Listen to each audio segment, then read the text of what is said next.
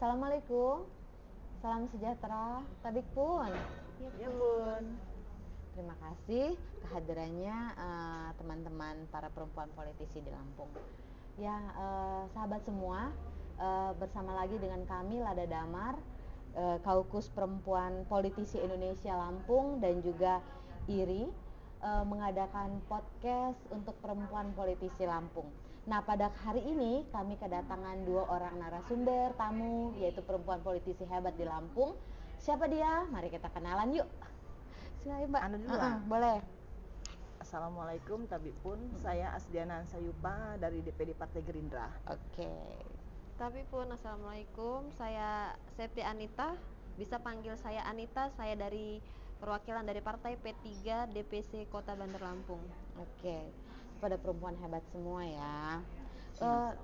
Bisa share nggak pengalaman selama berpolitik Pengalaman di apa partai, ini? pengalaman ya waktu kok bisa sih ibu memilih untuk aktif di dunia politik, begitu juga dengan Mbak Anita. Awal cerita berarti ya. Awal cerita itu udah lama banget nih, cuman keberuntungan aja nggak pernah memihak. Wah. Dari 2004 saya itu awalnya melihat kondisi daerah dulu. Saya tuh awalnya nyalon dari daerah Tanggamus karena keterbelakangan kehidupan ekonominya, perempuannya, anak-anak banyak yang menikah di usia muda. Kalau nggak menikah di usia muda, mereka hijrah ke Jawa jadi PRT dan pekerja pabrik. Berawal dari situ sih. Jadi dari situlah kayaknya nggak ada cara untuk mengubahnya kalau nggak kita terjun ke dunia politik gitu kan. Kalau tidak ada cara lain. Secara pribadi kita ngajak orang nggak mungkin. Kita mau nyalon jadi kepala kampung kan nggak mungkin, kita tinggalnya di kota. Jadi saya berpikir ya harus dari politik lah kita bisa menjembatani peraturan daerah, memberi kayak pemahaman tentang terutama perempuan ya. Kalau saya itu memang fokus ke perempuan karena saya prihatin anak usia 16 tahun dimanipulasi datanya, dikatakan usia 19 tahun dinikahkan. Nah, kalau nggak nikah kan mereka hijrah menjadi PRT atau jadi tenaga buruh lah ya. Nah, dan berawal dari situ sih saya terjun ke pengen mengubah itu sebetulnya. Terus langsung masuk ke Gerindra? Belum, saat itu belum ada Gerindra 2004. Masih ada P3 Reformasi zaman dulu. Iya. Itu berubah lagi jadi PBR. Di 2010 baru saya hijrah ke Gerindra. Ke Gerindra ya. Udah banyak pengalamannya sih Bunda ya. Iya, udah lama banget loh. Makanya aku bilang tadi kan perempuan politisi yang keren. Pengalamannya bisa kita share. Iya, kayaknya saya perlu belajar dah dengan Bunda. Saya juga. Kalau cuma belajar itu banyak. Iya. Oke, kalau Mbak Anita gimana? Kalau aku bisa dibilang aku pendatang baru di dunia politik, tapi keinginan saya untuk tahu, ingin belajarnya tuh sangat kuat. Jadi saya sangat senang, beruntung ya ada pelatihan-pelatihan kayak kemarin saya dapat untuk menambah ilmu saya. Awal saya ikut di politik sebenarnya sih karena memang saya dari sekolah tuh senang berorganisasi. Sebelumnya bukan politik ya. Nah, pas di politik ini saya ketemu sama kawan yang memang dari partai politik juga gitu. Kebetulan dia dari Nasdem waktu itu. Saya pelajari, nah saya jatuh cintanya sama P3 ini. Entah kenapa saya juga nggak tahu gitu kan. Mungkin karena favorit saya warna hijau, P3 hijau, warna jadi langsung gitu. Tapi di lain sisi saya pun ya nggak beda jauh dengan visi misinya Bunda di dalam dunia politik ya itu tadi. Kalau saya sih sebenarnya lebih ke sama ya, dunia perempuan dan anak-anak kalau saya. Ya, teman-teman semua, kami Lada Damar, IRI dan Kaukus Perempuan Politisi Indonesia memang sudah hampir beberapa bulan belakangan ini mengadakan kegiatan serangkaian pendidikan untuk para perempuan politisi di Lampung agar mereka memiliki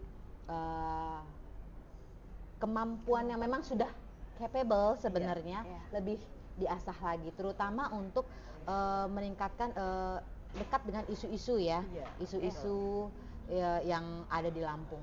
Nah kemudian sebenarnya kan keluhannya sebenarnya, makanya aku bilang ketika perempuan itu terjun ke dunia politik itu hal yang jarang dan luar biasa sebenarnya. Karena untuk perempuan tampil ke publik, baik dunia politik maupun berorganisasi yang lainnya, itu kan tantangan yang berat sebenarnya. Nggak semua sebenarnya perempuan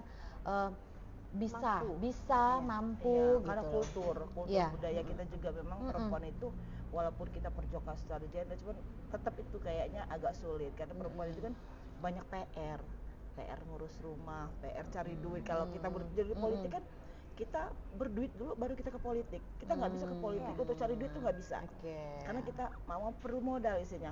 Kita terjun ke dapil atau kita mau mensosialisasikan segala sesuatu kan perlu dana. Makanya saya lebih cenderung betul kata Pak Prabowo, kalau mau terjun ke politik berduit dulu baru ke politik, jangan ke politik untuk cari duit gitu. Jadi nanti enggak ya. Iya. Perempuan agak sulit. Benar-benar Ibu. Karena ya benturan-benturan perempuan itu untuk tampil ke publik, kemudian juga dia untuk memilih apalagi aktif ke politik itu dirasa memang berat ya. Makanya itu bisa berbagi pengalaman nih Mbak Anita dan Ibu Asdiana buat kita semua, menjadi spirit sebenarnya untuk perempuan-perempuan lain juga bisa kok tampil ke publik dengan memang niat yang memang sebenarnya untuk kembali ke perempuan dan anak lagi advokasinya ya. Itu penting sekali sebenarnya ya. Tujuan kita kan itu. Tujuan kita. Nah sekarang gini, kan tadi ngomong-ngomong tentang pemilu untuk 2024 nih, kira-kira potensi perempuan untuk aktif banyak di dunia politik itu seperti apa? Kemudian dia bisa terpilih di Pileg 2024 itu kemungkinannya gimana itu ya Bunda? Kalau kemungkinan kan memperkirakan perempuan terjun 2024 itu mungkin kalau persentase agak meningkat sedikit lah ya. Kalau nggak banyak saya rasa meningkat karena tetap dunia politik ini dikuasai laki-laki. Cuman kita kalau perempuan untuk saya lihat contoh-contoh mereka yang sudah berhasil di parlemen memang tidak terlepas dari harus banyak turun di masyarakat. Karena kalau nggak banyak turun dari masyarakat kita hanya mengandalkan tim sukses atau cara-cara kayak baliho bela itu kayaknya kurang ngena. Memang perempuannya harus betul-betul turun. Langsung terjun gitu ya. Mbak Anita juga ya.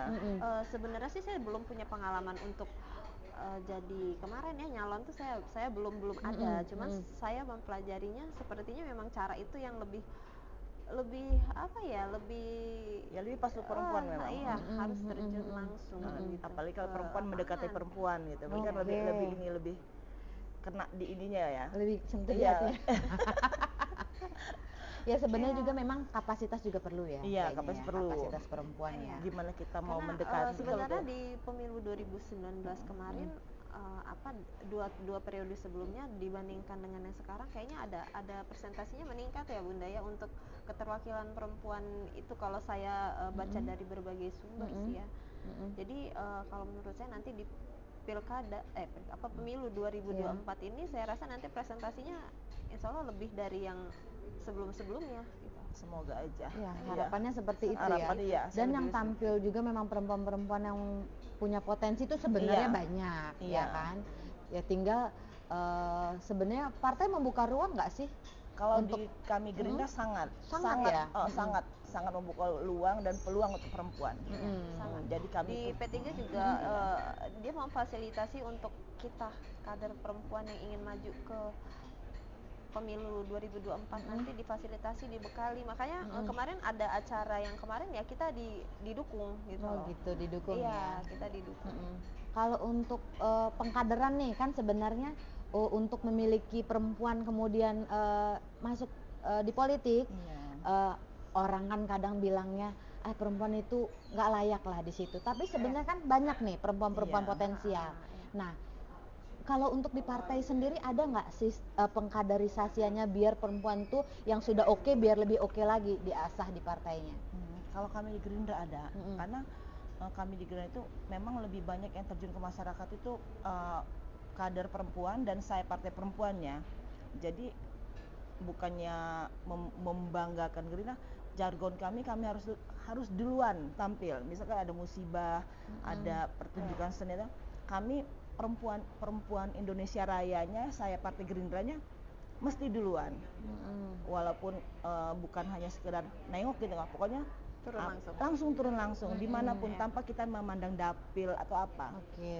Jadi karena perempuan itu lebih cepat mendekati masyarakat, pakai bisa ngobrolnya lebih enak, mendengar curahan-curahan itu lebih nyaman. Perempuan itu sebenarnya peranan di segala hal itu sangat banyak peluangnya, karena kita itu pakai perasaan. Jadi kalau untuk merangkul, apalagi yang sesama perempuan, kita untuk pendekatannya itu ya lebih mudah gitu loh. Jadi kita yang dipakai itu sensitivitas, perasaan, empati yang tinggi. Komunikasi perempuan kan lebih ini kayaknya biasanya lebih baik, lebih gitu TikTok. kan. Iya, lebih TikTok. Kalau di P3 itu kita Wanita Persatuan Pembangunan. Jadi ya itu Wanita tadi sama. Persatuan Pembangunan ya. WPP. Jadi ya sama seperti kayak di Gerindra ya, Bunda ya, itu setiap ada kayak musibah atau apa kita terjun langsung ke masyarakat langsung gitu. Jadi upaya-upayanya seperti itu ya. Nah, kalau terkait dengan peningkatan kapasitas nih, kalau Bunda untuk meningkatkan kapasitas diri, rata-rata perempuan-perempuan di Gerindra itu apa nih? Dan juga di P3 itu apa kira-kira? Kemampuan ini, kemampuan dirinya, maksudnya mereka kalau di Gerindra banyak banget pelatihan kami itu sampai ada istilahnya padepokan hambalang atau pembentukan karakter. Itu banyak kalau pelatihan itu setiap bulan itu selalu ada. Itu perempuannya banyak di situ ya? Perempuan kami banyak. Jadi kami itu semua ada yang untuk diajarkan seni, diajarkan pokoknya kegiatan-kegiatan perempuan biar kita bisa ketok tular ke ini. Misalkan kita membuat tasbih lah yang sederhana, kita rame-rame buat tasbih. Nanti kita turun ke lapangan, kita selain bagi-bagi, kita ngebagi-bagi juga nanti mutiara-mutiara, ibu-ibunya suruh buat sendiri gitu. Jadi ada cara, ada wadah gitu. Atau kita kalau ada acara misalkan belajar potong rambut nih, siapa yang mau belajar potong rambut, kita bawa yang ahli potong rambut, mereka juga nanti ngajarin lagi ya, ketok tular gitu. Lapangan ya? Iya, jadi langsung. Jadi kami berantai. Ini ya. P3 gimana kalau Mbak Anita? Kalau P3 di P3 sendiri ya saat ini kita lagi wacana ya, kalau untuk yang kayak program seperti di Bunda Asdiana cerita tadi, selama saya di P3 tuh kayaknya belum ada ya. Cuma itu tadi, tapi kita di WPP itu bersatu gitu loh. Bersatunya ya dalam hal lebih banyak ke sosialnya kalau di partai P3 ini gitu kan. Kalau untuk kayak kesenian atau apa di P3 belum ada. Cuma lebih banyak ke Islami gitu loh, kayak perkumpulan yang itu bisa digunakan juga sebenarnya untuk peningkatan kualitas diri si perempuannya maupun juga kepada perempuan-perempuan yang lain ya. Seperti itu sih. Nah, kalau untuk itu kan kalau kita peningkatan kapasitasnya di partai. Nah, kalau yang selain itu punya pengalaman apa yang bisa dibagi ke teman-teman semua? Pengalaman maksudnya untuk misalnya untuk diri nih, misalnya ibu aktif di organisasi apa? Ada selain partai ya? Waduh, banyak nih kayaknya ya. Artinya maksudku gini, kita bisa berbagi kan ke perempuan lain bahwa kita itu nggak cuma berhenti di satu titik gitu kan. Kita harus bisa meningkatkan kapasitas diri kita di banyak ranah, banyak tempat. Jadi sebenarnya satu titik itu bukan muara terakhir sebenarnya kan. Nah, kalau saya ini kan kebetulan juga saya di bendahara IWAPI provinsi. Nah, jadi sini banyak, kalau di IWAPI itu banyak pembinaan sama UMKM. Nah, kadang-kadang saya pembinaan UMKM ini UIWAPI secara saya perkenalkan diri juga kalau saya pengurus partai, siapa tahu ada yang tertarik kan, atau mereka butuh Sama. bimbingan gitu kan. Visi-misi. Sambil menyelam Jadi minum iya, air ya Bunda. jadi kalau pas pembinaan UMKM atau ke suatu daerah untuk meninjau kegiatan-kegiatan masyarakat yang berhubungan dengan IWAPI, ya saya tetap cari orang-orang saya yang dari partai saya untuk mari bergabung gitu. Jadi ada ilmu nih, IWAPI bagi-bagi ilmu, ayo kalian gabung. Jadi kan siapa tahu nanti ilmu ini berbagi lagi, tambah lagi komunitas oren ya. Itu tipsnya Bukan ya. oren, ini krem. Di belakangnya ada jangan lupa pilih saya. Belum, kalau ke situ belum. Saya belum, karena kan kita lintas dapil. Oh, iya. Ntar saya bilang jangan lupa pilih saya, ntar bingung mereka cari nama saya nggak ada lagi. Kalau Mbak Anita juga aktif di mana nih selain Saya di P3? aktif di ada komunitas ya, donor darah. Kebetulan saya aktif dari zaman sekolah tuh saya sudah aktif di kegiatan kemanusiaan untuk donor darah di situ. Terus kebetulan saya juga pecinta kucing, jadi saya masuk komunitas pencinta kucing. Wah, jadi bisa masuk ke hal yang nggak kepikiran Nggak loh kepikiran, tadi iya. sama saya. Iya, Oke. itu. Terus ini tadi saya dapat tawaran untuk bergabung di komunitas Pordi ya, Gaple. Tapi masih saya pikirkan. Saya hobi gaple gitu kan. Cuman saya masih berpikir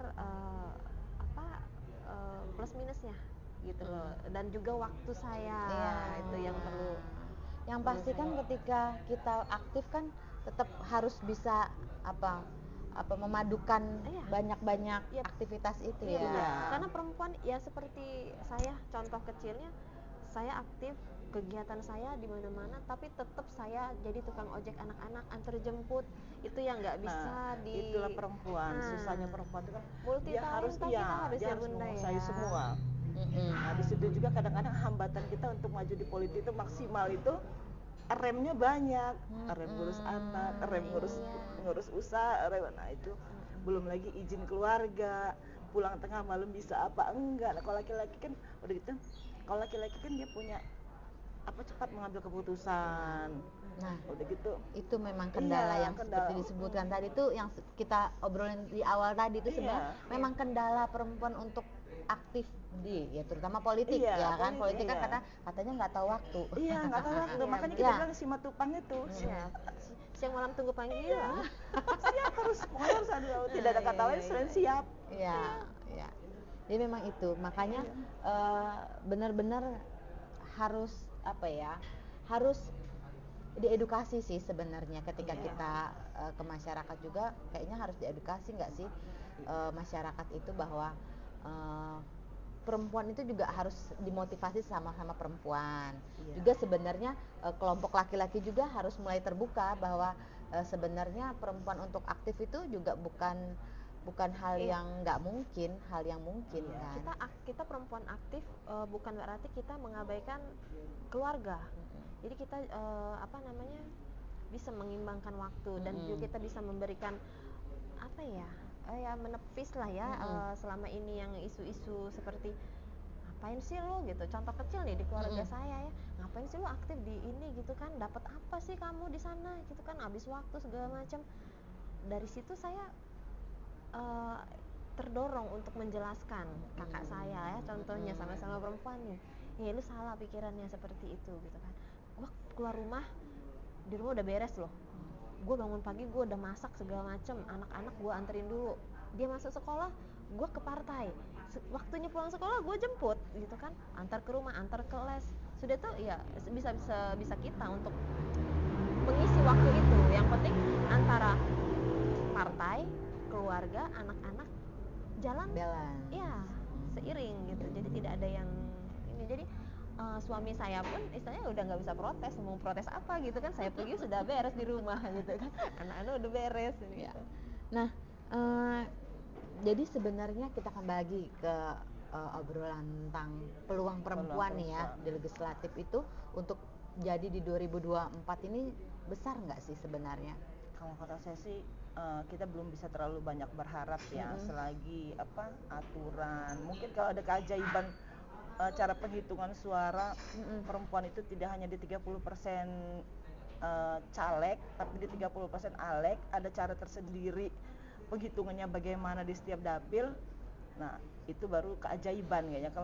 Kalau seperti sekarang ini ya kita masih ya ada perkembangan mungkin ya, cuman nggak terlalu signifikan. Hanya beberapa persen gitu, karena semuanya kembali ke perempuan itu banyak kendala, yaitu dia nggak bisa totalitas, isi tas pun harus punya banyak pertimbangan. Waduh, kalau dana saya cuma segini, saya gambling untuk ini, besok saya bagaimana kalau saya nggak jadi. Nah kalau perempuan kan selalu berpikir, kalau laki-laki kan nggak, yang penting sekarang, besok urusan besok. Kalau laki-laki kan, kalau kita kan nggak, perempuan hari ini kita mikirnya, besok itu udah kita pikirin dulu. Nah udah gitu sama yaitu kapasitas, isi tas, dan waktu ya, loyalitas. Loyal, kita sudah loyal, cuma kadang-kadang kita itu nggak bisa total. Misalkan laki-laki ini bisa nih pulang, dia punya waktu Sampai 36 jam. Iya. Kalau kita kan, waduh mau keluar 24 jam sudah mikir nih nanti gimana anak, gimana suami ya. Malah itu kendala politisi perempuan itu di situ saya rasa. Tapi dirasa kalau seandainya kita perempuan ini solid ya, saling dukung satu sama lain, sebenarnya apa sih yang nggak mungkin, benar kan? Iya, benar banget. Iya. Tapi sebenarnya dampak keterpilihan perempuan dalam mewakili di pemilu 2024 itu sebenarnya dari masyarakatnya sendiri pun kita harus tepis isu-isu seperti tadi itu. Maksudnya kita nih mampu loh gitu, kita bisa loh.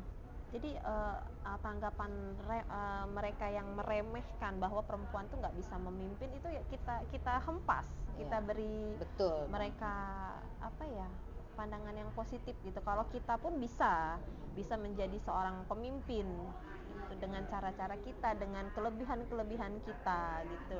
Di samping kelebihannya memang kita punya kekurangannya, dilema yang seperti Bunda tadi ceritakan gitu kan. Cuma ya itu tadi, kita memang harus mendekati masyarakat sehingga kita nih perempuan, misalnya kita udah mau pemilihan nih gitu kan, saya juga bisa loh, saya mampu gitu loh.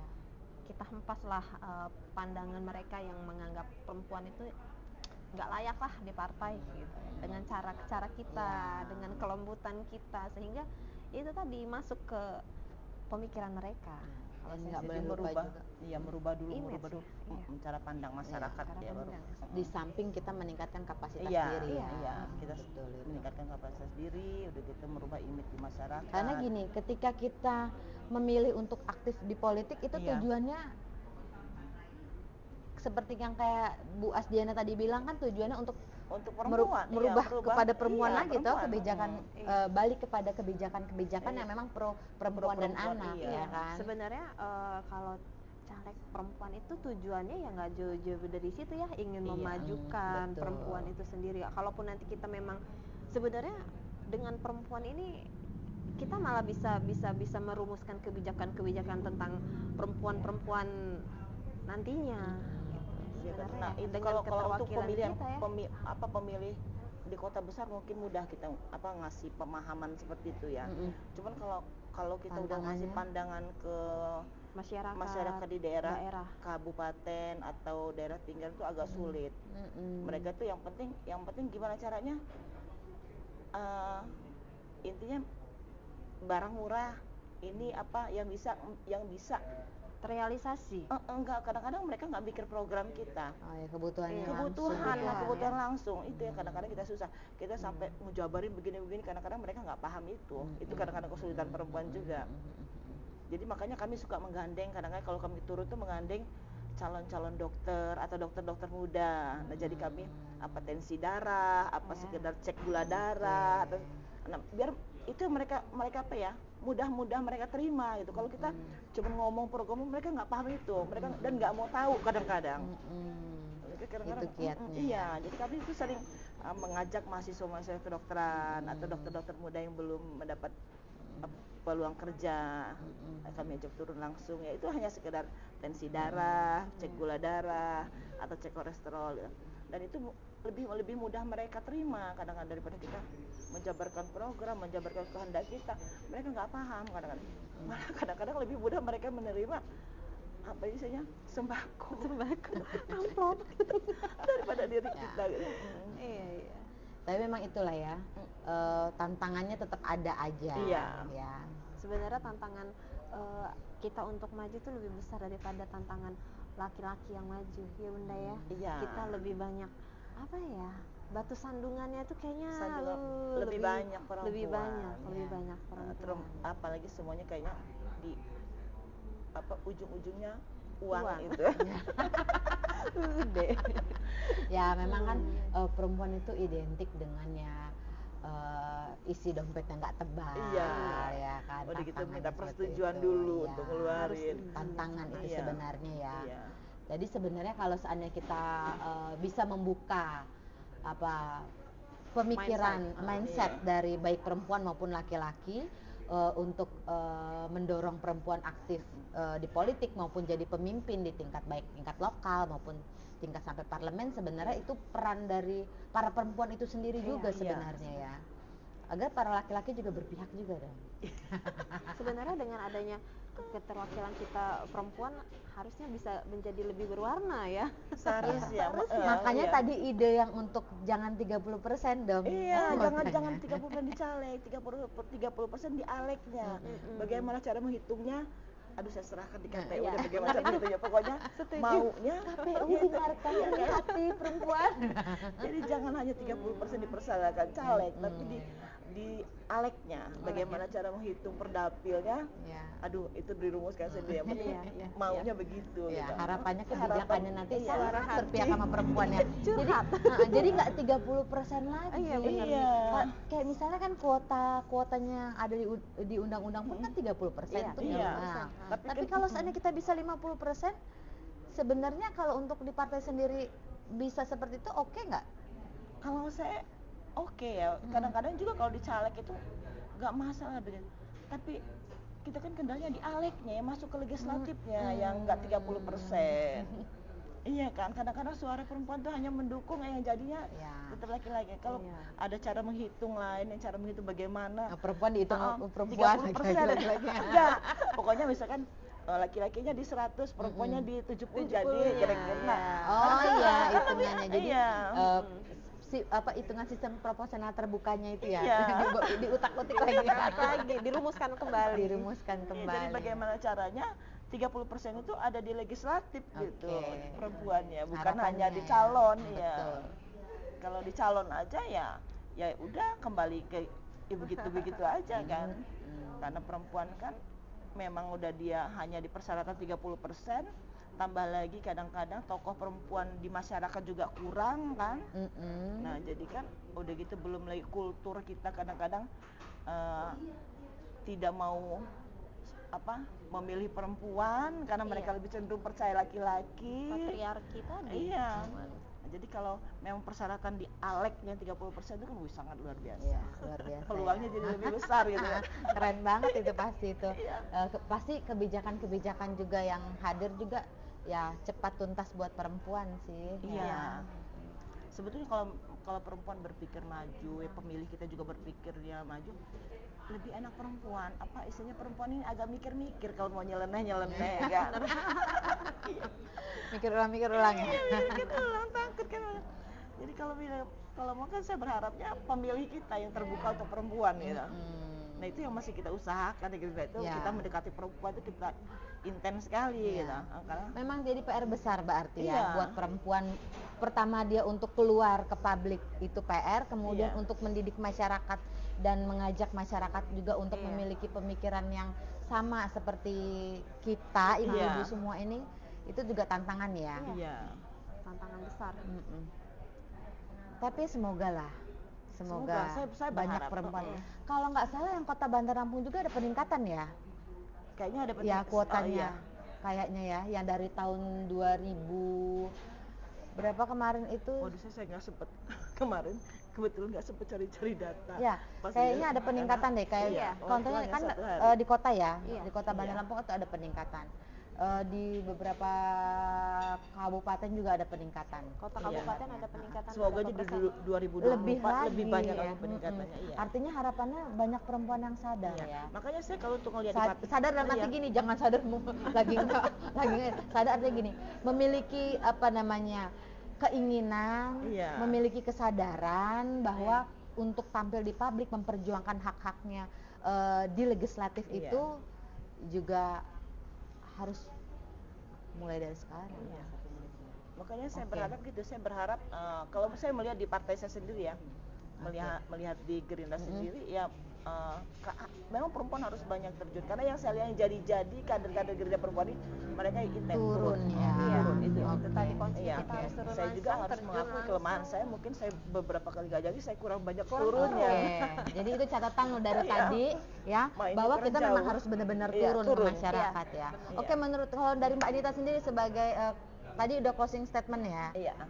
perempuan tuh harus turun. Kalau Mbak Turun, Anita gimana iya. nih? Ya, Biar Mbak. menyemangati para perempuan-perempuan yang lain. Iya, harus Ya turun. seperti itu Bunda bilang tadi, nggak beda jauh visi misi saya dan tujuan saya, strategi saya ya nggak beda jauh dengan yang Bunda katakan. Ya memang itu tadi, kita harus terjun ke masyarakat, membuka mindsetnya lebih luas lagi bahwa kita perempuan layak untuk maju, layak untuk menjadi seorang pemimpin dengan tidak mengabaikan norma-norma perempuan, kaidah masih dalam marwahnya, kenapa enggak?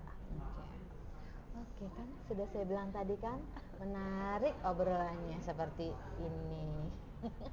Oke, terima kasih Ibu Sama-sama. Asdiana dari Gerindra, Iya, Mbak. Iya, Mbak Mbak. Anita dari P3. Sepertinya obrolan kita ini kalau nggak tadi dia dikode-kodein sama teman saya nggak habis-habis Habis-habis. kayaknya. Ya, teman-teman, mungkin hari ini cukup sekian dulu obrolan kita bersama dua perempuan keren. Nanti kita akan lanjutkan lagi perbincangan dengan tema-tema yang lain dan dengan perempuan-perempuan hebat lainnya, para politisi di Provinsi Lampung. Saya tutup. Wassalamualaikum warahmatullahi wabarakatuh. Tabikun. Waalaikumsalam warahmatullahi wabarakatuh. Iya, Pun. Ya, Pun.